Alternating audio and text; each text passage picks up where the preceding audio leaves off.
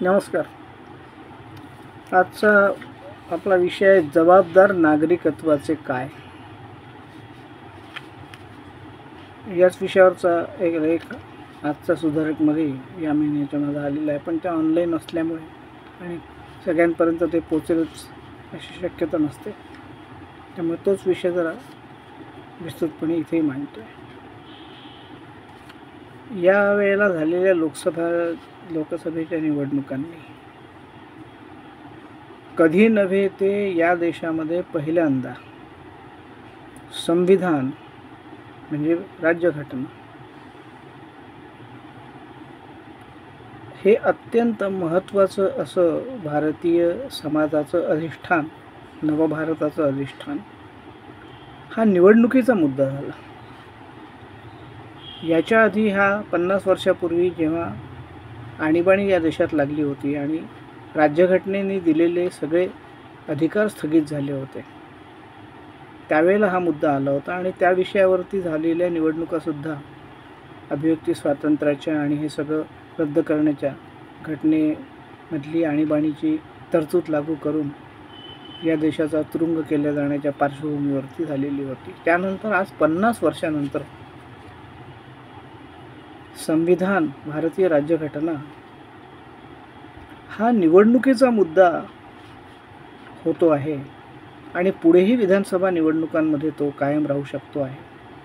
त्याच्यासोबत संविधानाने दुर्बल घटकांना, समाजातल्या हजारो वर्ष ज्यांना या व्यवस्थेत शिकण्याचे अधिकार नव्हते, हक्क नव्हते, एकूणच व्यवस्थेमध्ये त्यांचं निम्न स्थान होतं, शूद्र वर्ग समजला जात असे, त्यांना नवभारतामध्ये बरोबरीने आणण्यासाठी हे जे हजारो वर्षाचं या व्यवस्थेतलं त्यांचं चित्र, चरित्र आणि चारित्र्य निर्माण करून ठेवलं होतं, ते त्यांना मिळालेल्या समान हक्कानंतर त्यांना एक समानत्व प्रदान करण्याच्या पार्श्वभूमीवर प्रचंड मोठी लोकसंख्या आहे. तिच्यासाठी आरक्षणाची जी तरतूद केली गेली होती, त्या मूळ तरतुदीला नंतर खूप फाटे फुटले, परंतु तरीसुद्धा या देशाची एकूणच आर्थिक स्थिती जवळजवळ 90-95% एक संघटित सॅलरीड एम्प्लॉई किंवा वेतनभोगी समाज सोडला तर प्रचंड मोठी लोकसंख्या ही 30,000-40,000 रुपयाच्या वर महिन्याचं उत्पन्न नसणारी अशी आहे आणि तिला आरक्षित सुरक्षित करण्याची गरजच आहे. ती कोणत्याही जात, धर्म, पक्ष, पंथ, विचार संप्रदायांची असो. हे जवळ 2% लोकांची सगळी अर्थव्यवस्था, समृद्धी आणि 97-98% लोक हे जवळजवळ अर्थव्यवस्थेच्या बाहेर, ज्याची क्रयशक्ती आहे तोच अर्थव्यवस्थेमध्ये आहे, जो ग्राहक होऊ शकतो. ग्राहक कोण होऊ शकतो? त्याच्या खिशात पैसा आहे. पैसा कोणाच्या खिशात आहे? वेतनभोगी, कारखानदार, उद्योजक, व्यापारी, आणि त्याच्या खिशात प्रचंड आहे, कारण त्याच्या नफ्यावरती मर्यादाच नाही आहे, पगारांवर मर्यादा तरी आहे. आणि त्याच्या जो म्हणजे कर चुकवण्याचे आणि श्रीमंत होण्याचे विविध मार्ग आहेत. अशा स्थितीमध्ये अतिशय विषम असा समाज हा जो निर्माण झालेला आहे, हा का निर्माण झाला? स्वातंत्र्याला 75 वर्ष झाल्यानंतर सुद्धा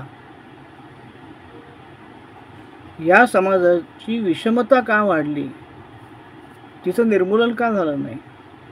आणि नको त्या विषयांचा आधार घेऊन राजकारण, जात, धर्म, विचारसरणी, धर्माला धोका, त्यातही बहुसंख्याकांच्या धर्माला धोका, अशा वेगवेगळ्या घोषणा, कथ्य नॅरेटिव्ह तयार करून फक्त राजसत्ता आपल्या ताब्यात ठेवणे आणि त्यासाठी बहुराष्ट्रीय अर्थव्यवस्थेने त्यांना सहकार्य करणे, हे जसं जगभर घडतं तरी याही देशात घडलं. परंतु यंदा लोकसभेच्या झालेल्या निवडणुकांनी संविधान हा मुद्दा, राज्यघटना ही ऐरणीवर यावी, प्रत्येक नागरिकापर्यंत पोचावी, आणि ती निवडणुकीचा मुद्दा झाल्याशिवाय पोचू शकत नाही. संविधान साक्षरता त्याशिवाय वाढू शकत नाही. त्यामुळे या निवडणुकीने बाकी काय वाटेल ते केलं असो, बहुमत कोणाचं घालवलेलं असो, कुबड्या घेऊन राज्य कोणाला करावं लागलं असो, विरोधी पक्ष हा जो अक्षम होता तो सक्षम झाला, हे सगळं झालं, परंतु सगळ्यात महत्त्वाचं काम या निवडणुकीने जर काही केलं असेल तर ते भारतीय राज्यघटनेला केंद्रवर्ती निवडणुकीच्या मध्यवर्ती स्थान प्राप्त झालं. हे या देशात कधीच घडलं नव्हतं.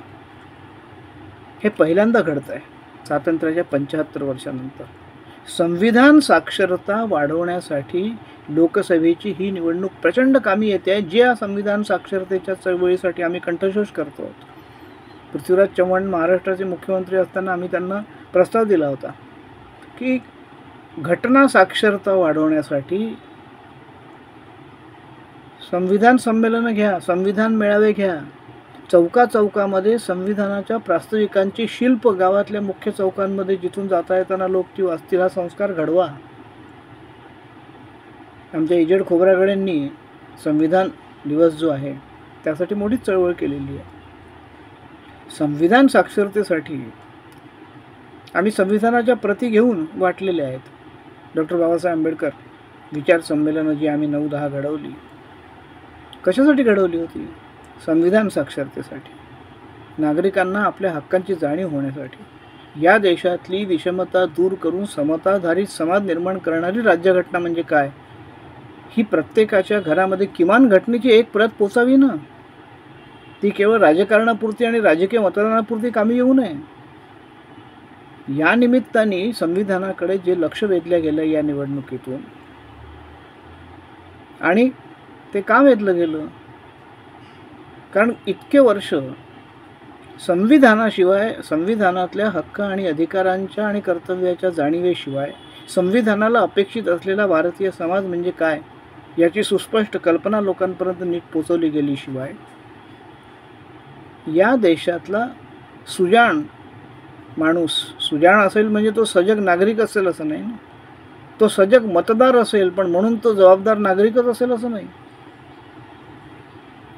सजग मतदार हा बेजबाबदार नागरिकही असू शकतो आणि सजग नागरिक हा मतदार असेलच असंही नाही. हे सगळे जे आयाम आहेत, भारतीय राज्यघटना ही या समाजाचा एक अत्यंत पवित्र असा ग्रंथ आहे, पायाभूत महत्त्वाचा ग्रंथ आहे आणि तो सगळ्याच्या वर आहे. ही जाणीव निर्माण झाल्याशिवाय समतेची वाटचालच सुकर होत नाही. आणि ती सुकर होऊ नये असंच राजकारण गेले 25-30 वर्ष या देशामध्ये जे चाललेलं आहे त्याला पहिल्यांदा शह दिला गेला. संविधान, राज्यघटना ही जर सुरक्षित राहिली नाही तर हा देशच सुरक्षित राहणार नाही. हे जे कथ्य तयार केलं गेलं ते चुकीचं नव्हतं. ते काही केवळ निवडणुकीपुरतं नव्हतं, हे वास्तव होतं आणि वास्तव आहे. पण हा विचार केवळ निवडणुकीपुरता, सत्ता बदलापुरता आणि विशिष्टच पक्ष राज्यावर येण्यापुरता करून उपयोगाचा नाही आहे. ज्यांना राजकीय पक्ष आणि सत्तांशी कर्तव्य नाही आहे परंतु जबाबदार समाजाशी कर्तव्य आहे, त्यांच्या दृष्टीने महत्त्वाची गोष्ट कुठली असेल, महत्त्वाचा प्रश्न कुठला असेल तर जबाबदार नागरिकत्वाचं काय हा आहे, जबाबदार मतदानाचं काय हा नाही आहे. जबाबदार नागरिक जर झाला तर जबाबदारच होईल आपोआप मतदान म्हणून करायला, तो जबाबदार म्हणून. पण मुळात मुद्दा असा आहे की हा जबाबदार नागरिक तयार करण्याच्या पाठशाळा कुठे आहेत, किती आहेत, शैक्षणिक धोरणात त्याचा किती संबंध आहे? तो घालवला जातो आहे, आणला नाही जात आहे. त्याच्या जागी नको त्या इतर गोष्टी शिकवल्या पाहतो आहे. पण पुराणं आपण अभ्यासक्रमात लावून त्याचा इतिहास करू पाहतो. आपल्याला कुठे न्यायचा आहे समाज, कसा घडवायचा आहे समाज? भारतीय राज्यघटनेला अपेक्षित असलेला शास्त्रीय वृत्तीचा समाज जबाबदार नागरिकत्वाशिवाय घडू शकत नाही. माझी पिढी आज जी 70च्या दशकात म्हणजे जवळजवळ 74-75 या वयात आली आहे, ही का बोलते ही भाषा? याच्या नंतरची पिढी ही भाषा किती आणि कशी बोलते आणि का बोलत नाही? आणि तिला तिने बोलू नये असे प्रयत्न का केले जातात? तिने बोलावे असे प्रयत्न का केले जात नाही? अजूनही हीच पिढी हे बोलते आहे. हीच पिढी त्याबद्दल कळकळीने, तळमळीने पुन्हा तेच ते मांडते आहे. त्याचं कारण असं आहे की आम्हाला शाळेमध्ये इतिहास, भूगोल आणि नागरिकत्व असे 5वी ते 8वी हे विषय कंपल्सरी होते. ऐच्छिक नव्हते, ऑप्शनल नव्हते, घ्यायचे तर घ्या नाही तर नका घेऊ असं नव्हते. हे समाज घडवणारे, नागरिक घडवणारे, व्यक्ती घडवणारे, व्यक्तिमत्व घडवणारे विषय आहेत. आणि त्या संवेदनशील अशा वयामध्ये जर हे विषय शिकवले गेले तरच ती पिढी त्या पद्धतीच्या पायावर उभी असते. आमची पिढी त्या पायावर उभी आहे. आमच्यातले अनेक जण जे आज अतिशय मोठमोठी नावं आहेत, सजग नागरिकत्व आणि नागरिक आणि सभ्य नागरिक समाज याच्या उभारणीच्या दिशेने कार्याला वाहून घेतलं आहे त्यांनी. आमच्यातले जे लेखक, कवी, सार्वजनिक संस्थात्मक कार्यकर्ते झाले, त्यांनी त्यांच्या लेखनातून, कार्यातून सुद्धा सजग जबाबदार नागरिकत्वाची आणि त्याच्यावर आधारित समाज उभारणीचीच प्रेरणा रोवली, बीजं रोवली. वाङ्मयीन सांस्कृतिक क्षेत्रात सुद्धा आमच्या ललित कला भारतीसारख्या समांतर कला आंदोलनाच्या चळवळींनी हेच काम केलं. अनेक चळवळींनी केलं, देशभर केलं त्या काळामध्ये, पण ते या पिढीने केलं. हे सांगण्याचा मुद्दा असा आहे की जबाबदार नागरिकत्व घडण्याची सुरुवात योग्य वयात, योग्य शिक्षण पद्धती आणि धोरणं याच्याद्वारे झाली तरच नागरिकत्व, सभ्य समाजाच्या निर्मितीची गरज, ह्याचं महत्त्व आयुष्यभरासाठी पटू शकतं, पटत राहू शकतं आणि तो संस्कार कायम राहू शकतो. आमच्या तरुणपणी Leslie Sawhny for training for democracy नावाची एक संस्था या देशामध्ये कार्यरत होती. जर्मन संस्था होती, पण अतिशय महत्त्वाची संस्था होती. मुंबईला फोर्टमध्ये तिचं कार्यालय होतं. अरविंद देशपांडे त्याचे कार्याध्यक्ष होते. त्यांना नावही आठवतं त्यांचं अजून. आणि गावोगावी, चांगल्या गावांमध्ये, शहरांमध्ये त्यांचे कार्यकर्ते होते. ते तरुणांना टिपत असत. आणि देवळालीला त्यांचं ऑफिस होतं नाशिकजवळ. म्हणजे त्यांचं कॅम्प तिथे व्हायचे. दरवर्षी देशभरातून 25-30 तरुणांची निवड ते करायचे आणि त्यांना लोकशाहीचं प्रशिक्षण देणारं शिबिर 10 दिवसाचं किमान, असे सतत हा उपक्रम त्यांचा चालायचा. ते कधी देवळालीला, कधी बंगलोरला. आम्ही त्या शिबिराला, आमची जी निवड झाली होती, आम्ही वयाचे 23 वर्षाचे होतो त्यावेळेला. या देशातून 30 लोक जे निवडले गेले त्यात आम्ही होतो. तो अनुभव आम्ही घेतला. तिथे शिकवायला नानी पालखीवाला, मिनू मसानी, शांतीभूषण अशी थोर मंडळी प्रशिक्षण देत. त्यामध्ये लोकशाही, नागरिकत्व आणि संबंधित आनुषंगिक विषयावरचं मार्गदर्शन होतं. त्याच विषयावरच्या छोट्या छोट्या पुस्तिका होत्या ज्या पटकन वाचून होतील. त्याचं अजूनही आहे तो संच त्या पुस्तिकांचा. नागरिकत्वाच्या व्यक्तिमत्व घडणीत अशा बाबींची भूमिका अत्यंतिक महत्त्वाची असते, हे आम्ही त्याच्यातून शिकलो. पुढे नागरिकत्व, सभ्य समाज, लोकशाही या आणि अशा बाबींचं शाळाबाह्य निरंतर प्रशिक्षण देणारे असे उपक्रम, संस्था, चळवळी मोठ्या प्रमाणात निर्माण झाल्या. आणि त्यांनीच हा देश घडवला, समाज मानस घडवलं, जे पलीकडे गेल्या 25-30 वर्षात पूर्ण नासवून टाकलेल्या व्यवस्थेने. या चळवळी लयाला गेल्या. पुढच्या पिढ्यांमध्ये त्या पद्धतीची जागरूकता, सजग नागरिकत्वाच्या या पाठशाळा, हे उपक्रम चालत राहतील. असे संस्कार शिक्षणक्रमातून, पाठ्यक्रमातून, अभ्यासक्रमातून झाले नाहीत.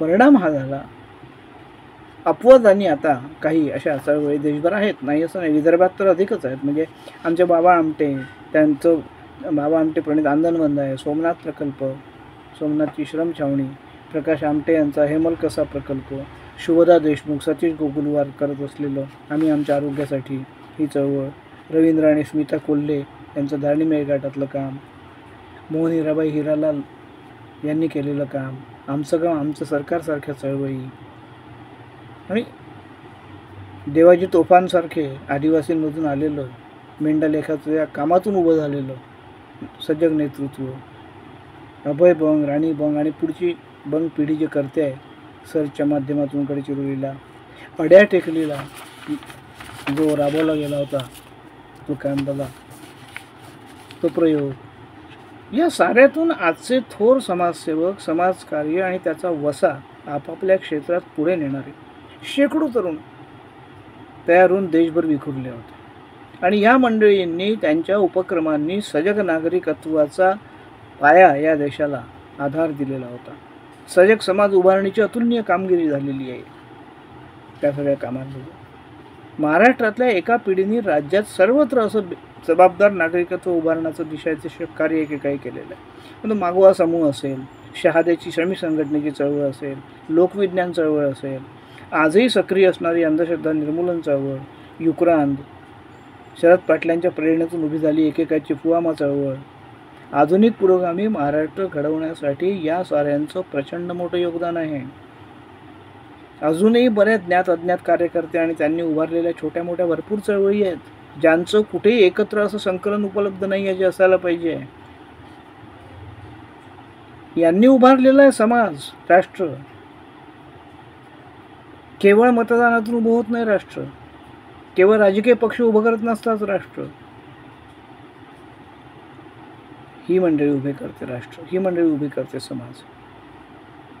हा पाया आहे समाजाचा, राष्ट्राचा, भारतीय राज्यघटनेला अपेक्षित असलेला समाज निर्माण करण्याचा. वाङ्मयीन सांस्कृतिक क्षेत्रात देखील मगाशी मी म्हटल्याप्रमाणे हे प्रयोग झाले. या सगळ्यांमधले कोणीही राजकीय सत्ता प्राप्तीसाठी काम करणारे नव्हते, इच्छुक नव्हते, लालसाग्रस्त नव्हते.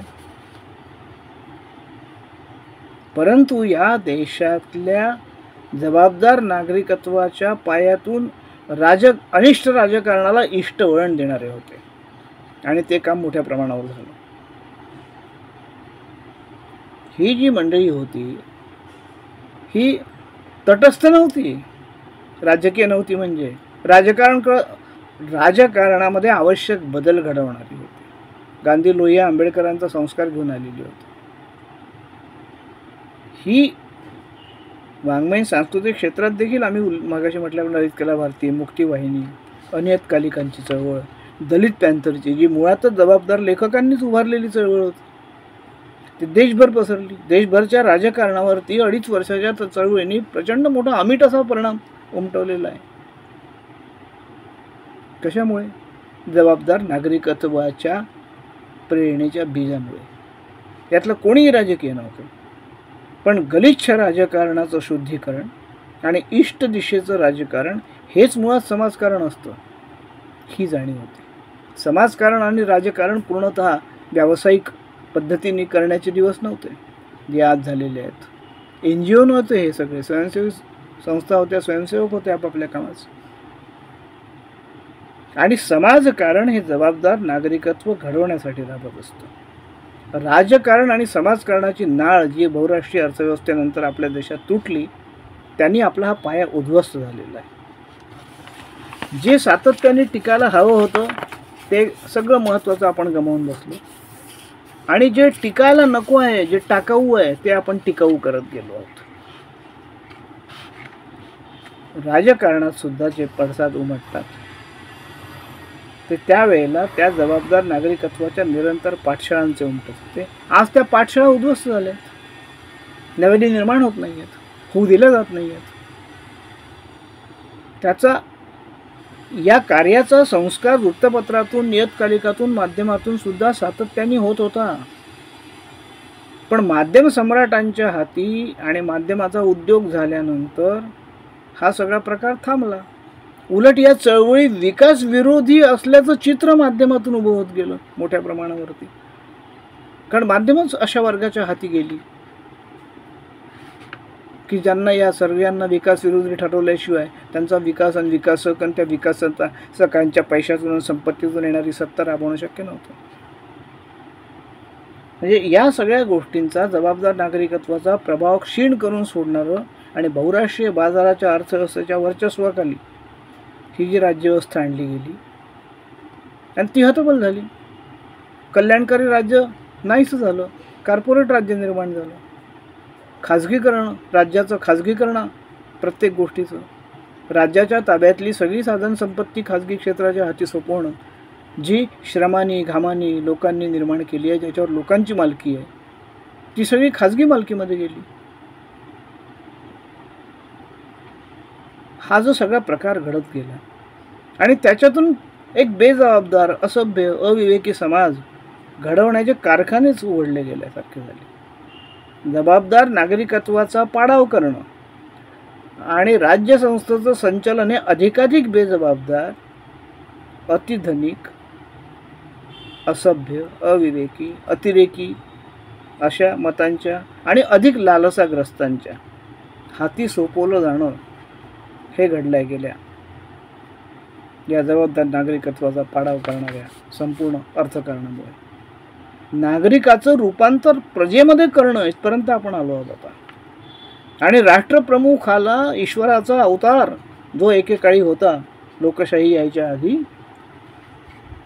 आणि राष्ट्रप्रमुखाला सुद्धा आपण अवतारी पुरुष असल्याचं वाटायला लागलं आणि त्यांनी तसं म्हणणं, ही जी सगळी स्थिती आहे म्हणजे राष्ट्रप्रमुखाला राजाच्या भूमिकेत आणायचं, नागरिकाची प्रजा करून सोडायची, लोकसहभागाशिवाय लोकांचं राज्य बेदरकारपणे चालवायचं, सगळ्या जगभर हे सुरू आहे, इथेच नाही. आणि त्याला एक चालकानुवर्ती करून सोडायचं म्हणजे लोकराज्य हे केवळ राजकीय मतदान म्हणजे सजग मतदार हवा, सजग नागरिक हवा. त्याचीच काय सजग मतदानाकरता निवडणूक आयोग मतदानासाठी प्रवृत्त करतं लोकांना, सजग नागरिकत्वासाठी कोण प्रवृत्त करत आहे? सजग नागरिकत्वाशिवाय सजग मतदाराला काय अर्थ आहे? सजगता कशाची? राजकीय. राजकीय कशाचं? समाजाचं. समाज कोणता? हा प्रचंड मोठा. तेव्हा जबाबदार नागरिकत्वाचा हा जो पाडाव आहे तो आता वाचवण्याची वेळ आली आहे. म्हणजे हे जे संपूर्ण राजकीय मतदान प्रक्रियेपुरतं लोकसहभाग मर्यादित झालेला आहे आणि लोकांच्याच बहुसंख्येच्याच पाठिंब्यावर पुन्हा हे सगळं झालेलं आहे.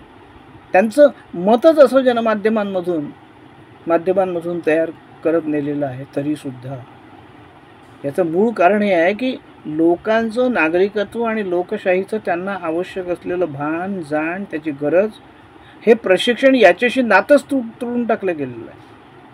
औपचारिक अनौपचारिक शिक्षणातून, निरंतर शिक्षणातून, शैक्षणिक धोरणातून, त्याच्यावर अंमल करण्यातून ते सगळं तोडलं गेलं आहे. ते पुनर्स्थापित करण्याची गरज आहे.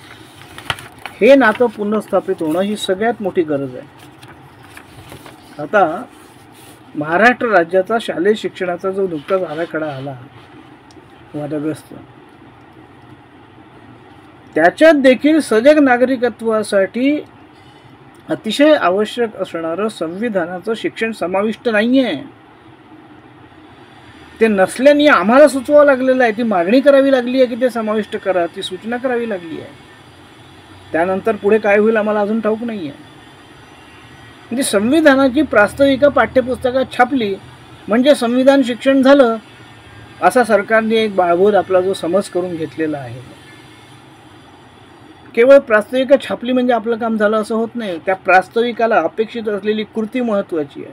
तसा समाज निर्माण करणं महत्त्वाचं आहे. त्याच्यासाठी जबाबदार नागरिक निर्माण करणं महत्त्वाचं आहे. त्याच्यासाठी तसे पाठ्यक्रम आणि अभ्यासक्रमामध्ये ते आवश्यक आहे. प्रत्यक्ष वर्तन त्यानुसार करणारा शास्त्रीय वृत्तीचा समाज हे राज्यघटनेचं उद्दिष्ट आहे. जी राज्यघटना या लोकसभा निवडणुकीच्या निमित्ताने निवडणूक प्रचाराचा भाग झाली, चांगली गोष्ट झाली. हे उद्दिष्ट म्हणजे शास्त्रीय वृत्तीचा समाज केवळ विज्ञान शाखेचं शिक्षण दिलं म्हणजे नाही निर्माण होत. त्याला सामाजिक शास्त्र, मानवविद्या याचं शिक्षणाची जोड जे तोडून टाकलं जात आहे शिक्षणातून, आता वगळून टाकलं जात आहे का? कारण जबाबदार नागरिक घडवायचं नाही आपल्याला, फक्त सजग मतदार घडवायचं आहे राजकीय मतदान प्रक्रियेपुरता.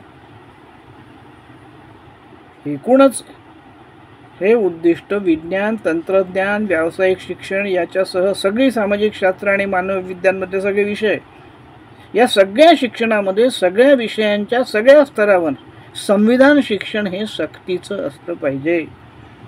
जसं अमेरिकेमध्ये 1 वर्ष सैनिकी शिक्षण सक्तीचं आहे,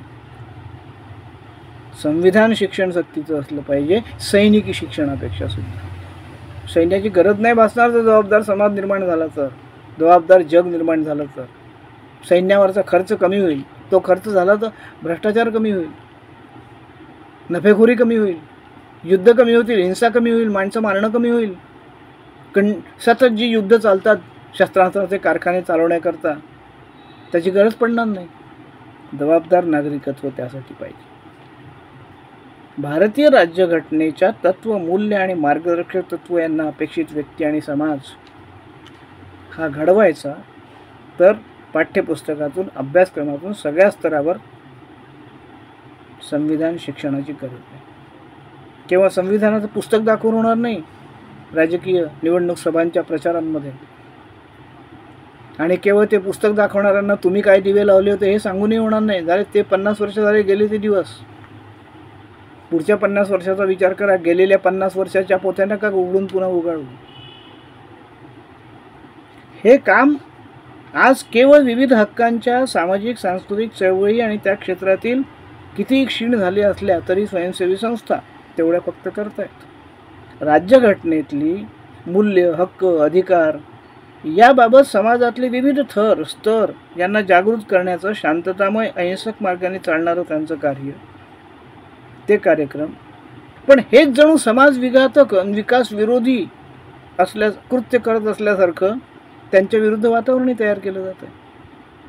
असं करणाऱ्यांच्या तथाकथित समर्थकांना राज्यघटनेचं कोणतंही रीतसर प्रशिक्षणच कधी उपलब्ध करून दिलेलं नसतं, जे त्यांना विकास विरोधी ठरवतात. हे जबाबदार नागरिक आहेत का त्यांना विकास विरोधी ठरवणारे, की बेजबाबदार आहेत, हा प्रश्न कोण विचारेल? त्यामुळे ते जे करतात त्यांचे समर्थक अविवेकी समाज निर्मितीचे, तेच बरोबर आहे असं वाटायला लागतं लोकांना. परंतु सभ्य समाज निर्मितीसाठीच्या चळवळी, आंदोलनं, संघर्ष म्हणजे काय, ते का करावं लागणारं काम आहे, याच्याबद्दल प्रत्यक्ष संबंधित व अभावग्रस्त किंवा बाधित वर्ग जर सोडला तर मोठ्या संख्येने असलेला नागरी, महानागरी, उच्चभ्रू, तथाकथित मध्यमवर्गीय समाज हा का अनभिज्ञ असतो या गोष्टींबद्दल? का नसते त्याच्या घरात संविधानाची प्रत? का नसतो तो जागृत? का करत नाही आपल्या मुलांना जागृत, आपल्या गावाला जागृत, आपल्या वस्तीला जागृत? तो अनभिज्ञ असतो आणि तसाच राहू इच्छितो, कारण त्याचे हितसंबंधच मुळामध्ये त्यात गुंतलेले आहेत. आज याचा परिणाम देशामध्ये नागरिक जीवनाची प्रतिष्ठा जपणारा, ती संवर्धित करणारा एकसंध समाज न निर्माण होणे, ही प्रक्रिया 75 वर्षात जी आहे अशी झालेली आहे. अशा विभाजित आणि संविधान निरक्षर समाजाकडून बंधुता मूल्याची प्रतिष्ठापना होणं संभवत नाही. फ्रॅटर्निटी, जे डॉक्टर बाबासाहेब आंबेडकरांचं सगळ्यात महत्त्वाचं तत्त्व होतं की स्वातंत्र्य आणि समतेला बंधुतेशिवाय अर्थ नाही आहे काही. बंधुता ही सगळ्यांना आपण एका पातळीवरचे समान आहोत हे वाटायला लावेल, ती विस्कटून टाकली आहे आपण. आपण उच्च तो निम्न, आपण श्रेष्ठ, आपली जात श्रेष्ठ, आपला धर्म श्रेष्ठ, आपला गर्व श्रेष्ठ, आपला अभिमान श्रेष्ठ, हे जे आहे हे राज्यघटनेला हानिकारक. त्यामुळे स्वातंत्र्य समता या घटनेच्या प्रास्ताविकाची केवळ पोपटपंची करून होणार नाही आहे. त्या मूल्यांची तर सरळ सरळ उपेक्षा होते आणि त्याच्याबद्दल समाज पूर्णपणे असंवेदनशील केला जातोय. हे जे निर्माण झालेलं आहे त्यात बदल आवश्यक आहे. वेगवेगळ्या कारखान्यात लागणाऱ्या आगीमध्ये होरपळून मरणारे मजूर, विविध देशांतर्गत किंवा बहुराष्ट्रीय कंपन्यांकडे काम करणारे मजूर, कामगार, ही जगातली मोठी संख्या आहे, प्रचंड. त्यांचं सर्वांगीण शोषण करत संपत्ती संचय करणारे संपन्न होतात. राज्यसंस्थेकडूनही त्यांना संरक्षण मिळतं, प्रशासनाकडूनही मिळतं, शासनाकडूनही मिळतं, कारण ते संपत्ती निर्माण करतात. त्या कंपन्या लाखोंनी रोजगार निर्माण करतात. हे जे दावे केले जातात ते पूर्णपणे पोकळ असतात. त्यांना त्यांच्याकडे असणाऱ्या कर्मचारी, मजूर इत्यादींचा जो तपशील मागितला ना, तर तो सुद्धा मिळत नाही, कारण त्यांना माहिती अधिकार जो आहे तोच लागू नाही. माहिती अधिकाराच्या कक्षेत त्यांना आणा न, जर सगळं खाजगी क्षेत्रात नेताय तुम्ही लोकांचं, तर त्यांना माहिती अधिकार कायद्याच्या क्षेत्रात फक्त सरकार का, यंत्रणा का, सरकारचं अनुदान घेणाऱ्या संस्थाच फक्त का? प्रचंड नफा कमावणाऱ्या सगळ्या कंपन्या या माहिती अधिकारच्या कायद्याच्या क्षेत्रात आल्याच पाहिजेत. पण ही मागणी कोण करेल? जबाबदार नागरिक असेल तर तो करेल ना, त्याच्या चळवळी असतील तर त्याला बळ मिळेल, अन्यथा ती पुन्हा क्षीण होईल. हा कोट्यवधी लोकांच्या मानवाधिकारांच्या खुलेआम होणाऱ्या हननाच्या बातम्या फक्त आपण मनोरंजक मालिका बघतो ना, सिनेमे बघतो, सिनेमात पाहतो, तसं बघून सोडून दिलं जातं. प्रचंड भ्रष्टाचाराचे आरोप ज्यांच्यावरती असतात, राष्ट्रप्रमुख करतात, जाहीररित्या करतात. दुसऱ्याच दिवशी ते त्यांच्या बाजूने आले की ते स्वच्छ असल्यासारखं चित्र निर्माण होतं. ही कोणतं जबाबदार नागरिकत्व? काय संस्कार होणार आहे पुढच्या पिढ्यांवरती? याचा काय गृहीत धरायचं आहे त्यांनी? कसं जग निर्माण करायचं या राष्ट्राला? इतकं होऊन सुद्धा निवडणुकांमध्ये अशा लोकांचे मनसुबे लोक उधळून लावू शकतात आजही, हे आश्चर्य असलं तरी वास्तव आहे आणि ते या निवडणुकीत दिसलं आहे. याचा अर्थ सत्ताकांक्षी वर्गाच्या तुलनेमध्ये, सत्तेने लालसाग्रस्त असलेल्या वर्गाच्या तुलनेमध्ये त्यांना त्यांची जागा दाखवून देणारे सजग नागरिक अद्यापही सुरक्षित आहेत, असा त्याचा अर्थ होतो. ते या निवडणुकीने दाखवून दिलं आहे. राजकीय साक्षरता वाढते आहे असाही त्याचा दुसरा अर्थ होतो. विवेकानंद तर त्यावेळेला म्हणत होते की भारतीय माणसाचं राजकीयकरण झालं पाहिजे. राजकीयकरण म्हणजे फक्त सरपंच, आमदार, खासदार, मंत्री, सत्ता, संपत्ती, त्याचा संचय म्हणजे राजकारण नाही आहे. राजकीयकरणाचा अर्थ ही प्रक्रिया आहे, जबाबदारीकरण आहे नागरिकाचं. पण या गोष्टीसाठी 10-10, 15-15 वर्ष या देशाला सगळं विस्कटलेली स्थिती बघावी लागते. तोपर्यंत लोकांची, राष्ट्राची वीण, मानसिकता विस्कटून गेलेली असते. पण एवढी प्रदीर्घ प्रतीक्षा ही काही राष्ट्रहिताची नसते. जबाबदार नागरिकत्व घडवण्याच्या प्रक्रियेचं सातत्य, संस्थात्मक सातत्य, प्रशिक्षणात्मक, शिक्षणात्मक सातत्य, धोरणात्मक सातत्य ही प्रचंड मोठी गरज आहे.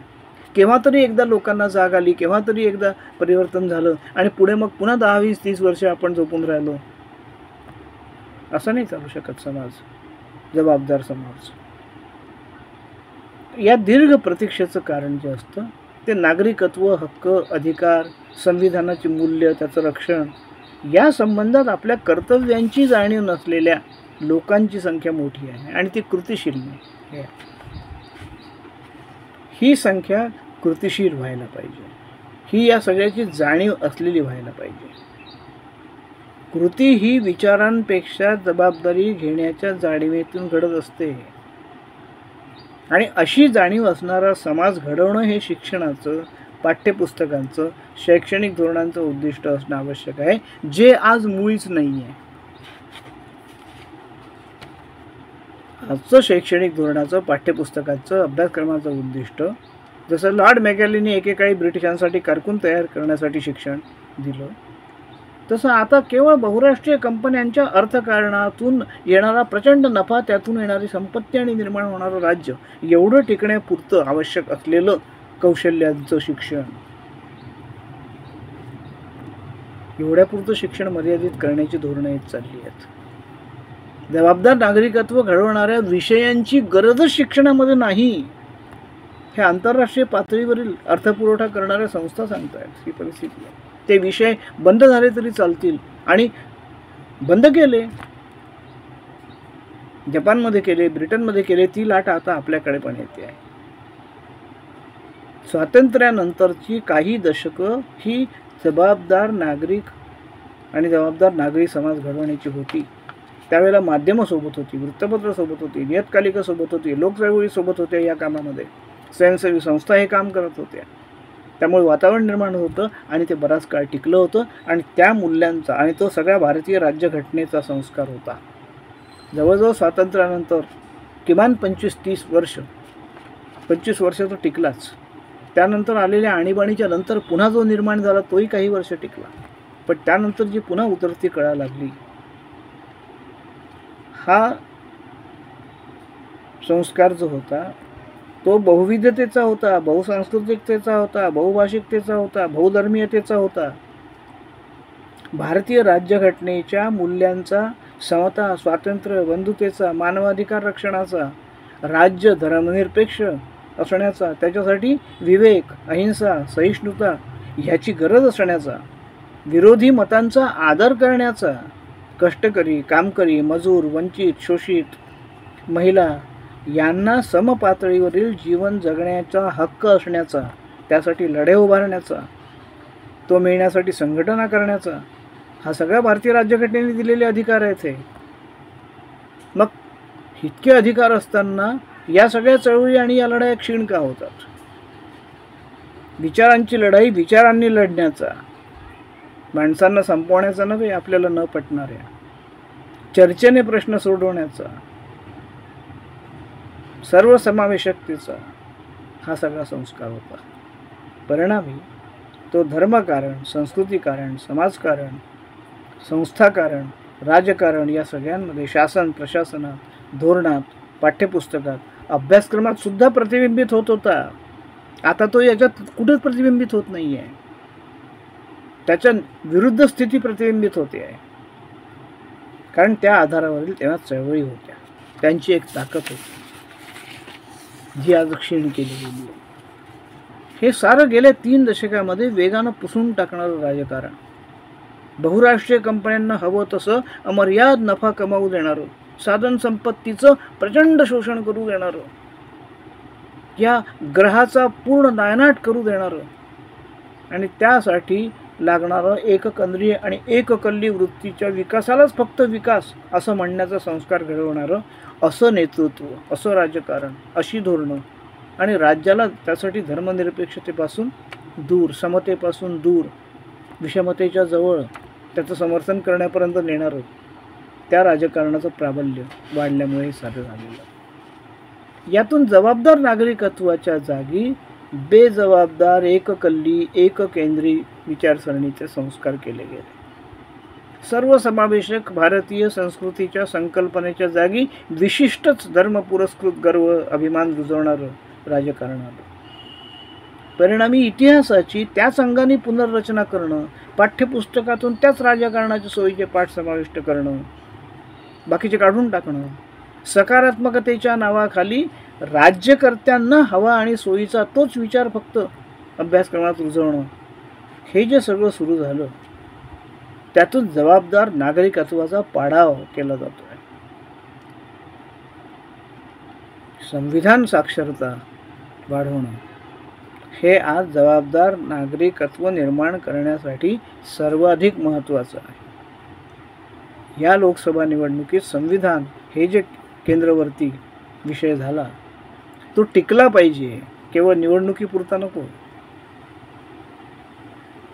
तो झिरपला पाहिजे लोकांपर्यंत. मध्यम वर्गातही त्याचं महत्त्व कळलं पाहिजे. ज्यांना त्याचं महत्त्व कळून घ्यायला तयार नाही आहे जो वर्ग, त्यांच्यापर्यंत ते पोचलं पाहिजे. जो वंचित शोषित आहे त्याला राज्यघटनेचं महत्त्व अधिक कळलेलं आहे, कारण त्याला माहीत आहे राज्यघटनेशिवाय आपलं संरक्षक कोणी नाही आहे. म्हणून तो परिवर्तन आणतो, प्रत्येक वेळी तो आणतो परिवर्तन. पण त्याला परिवर्तनाला उद्युक्त करण्यासाठी एक सातत्यपूर्ण जनमत तयार करणाऱ्या यंत्रणा लागतात, संस्था लागतात, कार्य लागतं, जे आज क्षीण झालं आहे आणि जे नव्याने उभारण्याची गरज आहे. ज्या समाजाच्या, राष्ट्राच्या पुनर्उभारणीची, पुनर्रचनेची चळवळ चालवली गेल्याशिवाय विद्यमान राजकारणात पायाभूत फरक पडणार नाही. काही काळ टेम्पररी या निवडणुकीत ते आले आणि त्या निवडणुकीत ते आले, याने देश नाही उभा राहणार. आणि तो फरक पडणार नाही तोवर जबाबदार नागरिकत्व निर्माण होणार नाही. असं हे सगळं जे दुष्टचक्र आहे.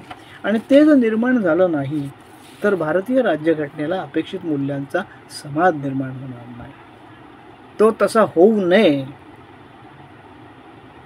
असं वाटणारं राजकारण आणि तो तसा व्हावा असं वाटणारं राजकारण, असं वाटणारं राजकारण हे मुळात समाजकारण आहे. आणि तो तसा होऊ नये असं वाटणारं राजकारण हे मुळात नफाकारण आहे. आपण कशाची निवड करायची आहे? का आपण संविधानाच्या जबाबदार नागरिकत्वाच्या बाजूने उभं राहायचं आहे? हे जरा आपण एकमेकांना नीट समजावून सांगितलं पाहिजे. धन्यवाद.